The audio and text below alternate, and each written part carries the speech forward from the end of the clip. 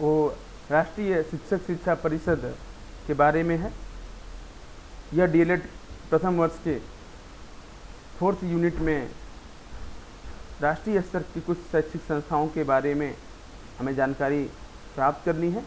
तो आज का विषय राष्ट्रीय शिक्षक शिक्षा परिषद, जिसे हम NCTE भी कहते हैं।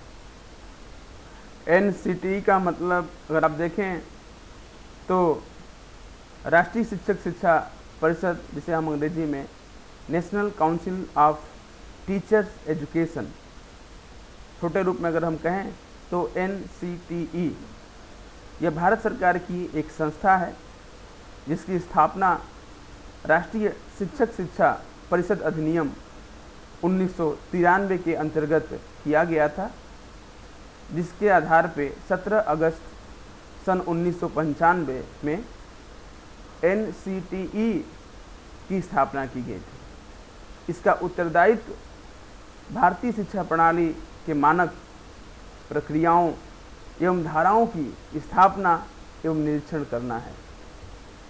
अगर हम NCTE के इतिहास में जाते हैं तो 1973 के पूर्व, मतलब 1973 से पहले राष्ट्रीय अध्यापक शिक्षा परिषद की भूमिका में अध्यापक शिक्षा से संबंधित सभी विषयों पर केंद्रीय और राज्य सरकारों के लिए एक सलाहकार निकाय के रूप में कार्य करती थी।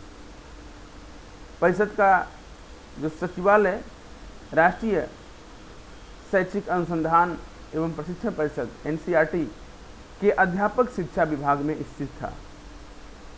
कहने का मतलब यह NCERT के अंदर ही एक डिपार्टमेंट हुआ करता था जो अध्यापक शिक्षा विभाग के रूप में था, उससे जुड़ी हुई पहले संस्था थी। और यह अब 1973 से पहले की बातें हैं।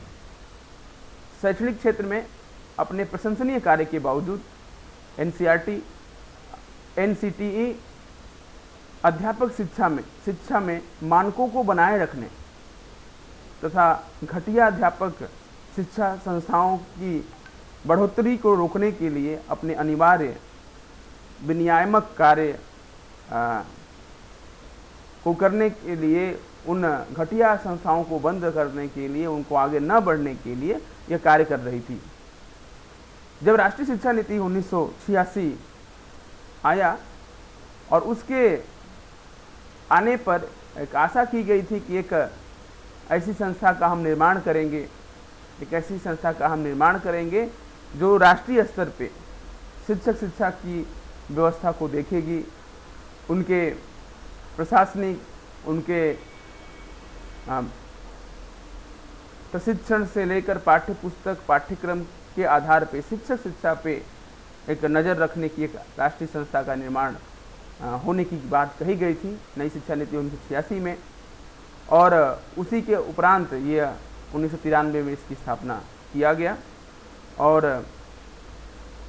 वो अधिनियम 1993 में आया और 17 अगस्त 1995 में इस NCTE की स्थापना की गई। हम बात कर रहे हैं कि यह राष्ट्रीय अध्यापक शिक्षा परिषद अधिनियम जो 1993 में आया, उसी के अधीन ये राष्ट्रीय अध्यापक शिक्षा परिषद की स्थापना भारत में 17 अगस्त 1995 में किया गया। और यह राष्ट्रीय अध्यापक शिक्षा परिषद का मूल जो उद्देश्य था वो समूचे भारत में अध्यापक शिक्षा प्रणाली का नियोजन और समन्वित विकास करना, अध्यापक शिक्षा प्रणाली में के मानदंडों और मानकों का विनियमन तथा उन्हें समुचित रूप से बनाए रखना और तत्संबंधी विषय थे। यह NCTE का मुख्य अगर हम कहें उद्देश्य था। आज हम देखते हैं ये जो अगस्त की स्थापना हुई 17 अगस्त 1995 में, इसके अध्यक्ष मोहम्मद अख्तर सिद्दीकी हैं और स्थान अभी इसका जो स्थान है NCTE का जो मुख्य कार्यालय है वो नई दिल्ली में है। उसका पता है हंस भवन, बहादुर शाह जफर मार्ग। अब इस परिषद के कार्यों के ऊपर हम बात करते हैं कि NCTE के क्या कार्य हैं। तो ऐसे सभी कदम उठाना परिषद का कर्तव्य होगा, क्योंकि वह शिक्षक शिक्षा के नियोजित और समन्वित विकास का सुनिश्चित करने के लिए और शिक्षक शिक्षा के लिए मानकों के निर्धारण और रखरखाव के लिए उपयुक्त हो सकता है और अपने कार्यों को पूरा करने के उद्देश्य से इस अधिनियम को लागू कर सकता है, वह एनसीटी हो सकता है। मतलब ये एनसीटी की जो स्थापना की गई, उस एनसीटी का जो प्रमुख कार्य था वो शिक्षक शिक्षा की व्यवस्था करना, उसकी प्लान करना, उसको कोऑर्डिनेट करना, उसके डेवलपमेंट के लिए समन्वित करना और उसके उद्देश्य निर्धारित करना।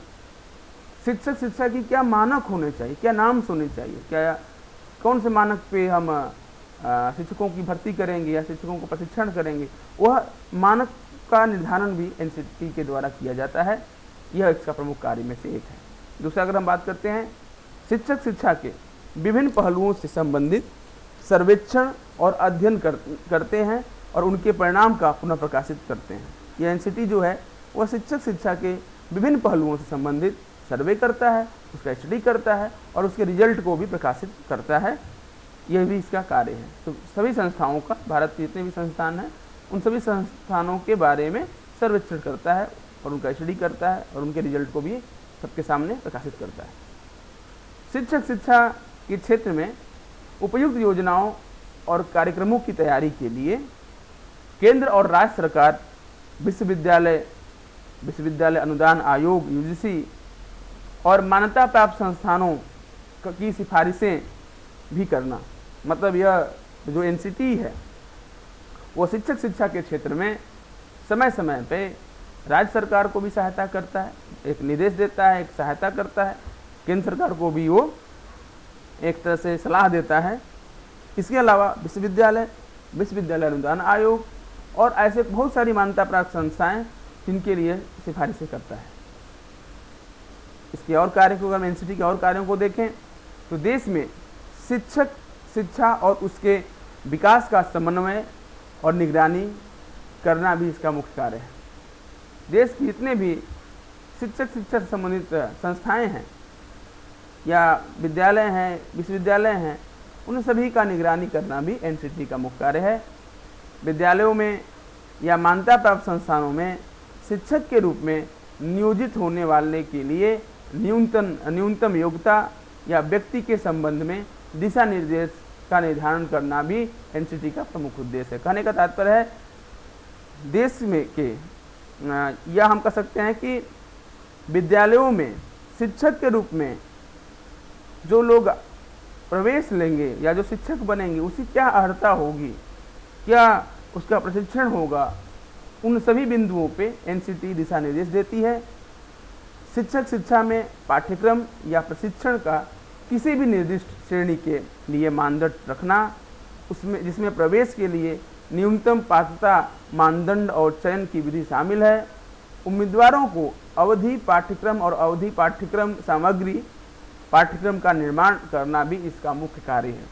जो एनसीटी है यह अलग अलग पाठ्यक्रमों के लिए, जैसे डीएलएड है, बीएड है, एमएड है, इन सभी अलग अलग पाठ्यक्रमों या प्रशिक्षण के लिए एक निर्दिष्ट श्रेणी के मानदंड क्या होने चाहिए, डीएलएड के लिए क्या मानदंड होने चाहिए, बीएड के लिए क्या मानदंड होने चाहिए, यह भी एक तरह से इन मानदंडों का निर्धारण भी एनसीटी के द्वारा किया जाता है। और उसके लिए प्रवेश प्राप्त करने के लिए, बीएड में प्रवेश प्राप्त करने के लिए, डीएलएड में प्रवेश प्राप्त करने के लिए क्या न्यूनतम पात्रता मानदंड होना चाहिए, इसका भी कहीं न कहीं एनसीटी इसका भी निर्धारण करता है। उसके चयन करने की विधियों को भी डेवलप करता है। जो उम्मीदवार होंगे, जो पार्टिसिपेंट भाग लेंगे, उस क्लासेस में प्रवेश लेंगे, उनका उस विषय का, उस डीएलएड का या बीएड का या एमएड का पाठ्यक्रम क्या होगी, कितनी समय की होगी, उसका सामग्री क्या होगी, यह सारे चीज़ों के ऊपर भी एनसीटी कार्य करती है। अगला, अगर हम इसके कार्यों की बात करते हैं तो नए पाठ्यक्रम या प्रशिक्षण शुरू करने के लिए और शारीरिक और निर्देशात्मक सुविधाएं प्रदान करने के लिए, स्टाफिंग पैटर्न और कर्मचारियों की योग्यता प्रदान करने के लिए मान्यता प्राप्त संस्थानों द्वारा अनुपालन के लिए दिशा निर्देश को रखना। अगर हम कहें कि पाठ्यक्रम जो नए पाठ्यक्रम चालू कराए जाएंगे या उसका नए पाठ्यक्रम के अलावा नए प्रशिक्षण जो दिए जाएंगे वो किस प्रकार के होंगे, कैसा स्टाफ का चयन किया जाएगा, कैसे कर्मचारी वहाँ पे होंगे, किसकी क्या योग्यता होगी, तमाम तरह की संस्थाओं का, शिक्षा की संस्थाओं पे दिशा निर्देश देने का भी कार्य यह एनसीटी के द्वारा किया जाता है। शिक्षक भर्ती के लिए जब टीचर वैकेंसी निकाली जाती है शिक्षकों की भर्ती के लिए, परीक्षाओं के संबंध में जो मानक निर्धारित किए जाते हैं वह मानक निर्धारण करना भी एनसीटी का मुख्य कार्य है कि वो परीक्षाओं का पाठ्यक्रम क्या होगा, प्रशिक्षण की योजनाएं क्या होंगी, प्रवेश के लिए मानदंड क्या होगा, तमाम बातें एनसीटी के द्वारा किए जाते हैं। ये निर्धारण एनसीटी के द्वारा किया जाता है। अगर हम बात करते हैं कि एनसीटी द्वारा मान्यता प्राप्त संस्थानों द्वारा जो ट्यूशन फीस और अन्य शुल्क प्रभार के बारे में दिशा निर्देश देना भी इसका प्रमुख कार्य है। जो एनसीटी है वह शिक्षा की जो संस्थाएं हैं उनमें जो बच्चों के जो स्टूडेंट या जो अभी पेपल टीचर वहाँ पढ़ने आएंगे, छात्र अध्यापक पढ़ने आएंगे, उनका ट्यूशन फीस क्या होगा, उनका अन्य शुल्क क्या होगा, इसके ऊपर भी वो कहीं न कहीं कार्य करता है और दिशा निर्देश उन संस्थाओं को देता है। विभिन्न क्षेत्रों में नवाचार, अनुसंधान को बढ़ावा देना और संचालित करना, शिक्षा और उसके परिणामों का प्रसार करना भी एनसीटी का प्रमुख कार्य है। एनसीटी के द्वारा जो नए नए प्रयोग किए जाते हैं शिक्षा में, उसको बढ़ावा देना, रिसर्च को बढ़ावा देना, उसको संचालित करना और शिक्षा और उसके परिणामों का प्रसार करना भी प्रमुख कार्य के रूप में है। समय समय पर एनसीटी द्वारा निर्धारित मानदंडों, दिशा निर्देशों और मानकों के कार्यान्वयन की समीक्षा करने और मान्यता प्राप्त संस्थानों को उपयुक्त सलाह देना भी परिषद का कार्य है। मतलब यह समय समय पे एनसीटी द्वारा कुछ मापदंड या मानदंडों का निर्धारण किया जाता है, कुछ दिशा निर्देश संस्थाओं को दिया जाता है, रिव्यू भी किया जाता है, समीक्षा भी किया जाता है और यह सारा सलाह मान्यता प्राप्त संस्थाओं को एनसीटी के द्वारा प्रदान किया जाता है। मान्यता प्राप्त संस्थानों पर जवाबदेही बढ़ाने के लिए उपयुक्त प्रदर्शन, मूल्यांकन प्रणाली, मानदंड और तंत्र विकसित करना भी एक प्रमुख कार्य है एनसीटी का। शिक्षा के विभिन्न लेवल या स्तरों के लिए योजनाएं बनाना और मान्यता प्राप्त संस्थानों की पहचान करना, शिक्षक विकास कार्यक्रमों के लिए नए संस्थान की स्थापना करना भी परिषद का मुख्य कार्य है। अगर हम पॉइंट करते हैं, शिक्षा के व्यवसायीकरण को रोकने के लिए सभी आवश्यक है कि जो ज़रूरत है उस तरह के कदम उठाएं।